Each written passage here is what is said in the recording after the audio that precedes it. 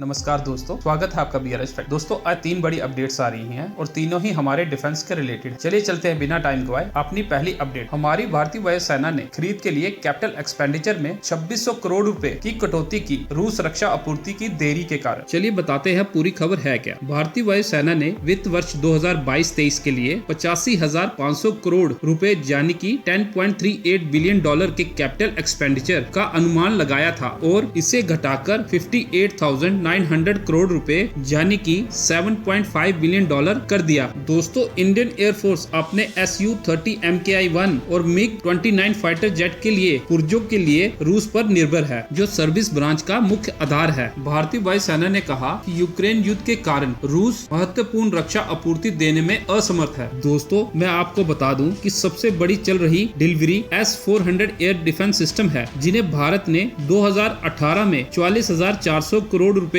यानी कि $5.4 बिलियन में खरीदा था। इनमें से 3 सिस्टम की डिलीवरी हो चुकी है और 2 अभी भी वेटिंग में है। चलिए चलते हैं अगली अपडेट पे, जो हमारी ब्रह्मोस मिसाइल से आ रही है। CEO अतुल राणे का कहना है कि दक्षिण पूर्व एशिया में राष्ट्रों को ब्रह्मोस मिसाइल बेचने की बातचीत कर रहे हैं। दोस्तों मैं आपको बता दूं कि ब्रह्मोस एरोस्पेस का गठन भारत के DRDO और रूस के NPO के बीच एक ज्वाइंट वेंचर के रूप में हुआ था और कंपनी की स्थापना वर्ष 1998 में हुई थी। ब्रह्मोस शब्द भारत की ब्रह्मपुत्र नदी और रूस की मास्कोबा नदी के नाम से लिया गया है। दोस्तों आपको पता ही होगा कि फिलीपींस को ब्रह्मोस सुपरसोनिक क्रूज मिसाइल की आपूर्ति के लिए पिछले साल $375 मिलियन का ऑर्डर हासिल करने के बाद भारत रूस फर्म ब्रह्मोस एरोस्पेस अब दक्षिण पूर्व एशिया और मध्य पूर्व में देशों को मिसाइल बेचने के लिए गंभीर बातचीत कर रहा है। और आपको बता दें कि ब्रह्मोस मिसाइल को 10 साल तक चलाने के लिए बनाया गया है। हर साल भारतीय सशस्त्र बल ब्रह्मोस मिसाइल का पूर्ण स्वास्थ्य जांच करते हैं, ये सुनिश्चित करने के लिए कि ये सही स्थिति में है। फर्म के CEO का कहना है कि हमारे पास 2027 तक शानदार ऑर्डर बुक है और कुछ नए ऑर्डर आने के साथ हमारे पास 2031 तक के ऑर्डर बुक हो जाएंगे। चलिए चलते हैं अगली अपडेट पर। दोस्तों सरकार ने फॉरेन OEMs यानी कि ओरिजिनल इक्विपमेंट मैन्युफैक्चरर के साथ रक्षा क्षेत्र में काम कर रही 45 कंपनियों को मंजूरी दी।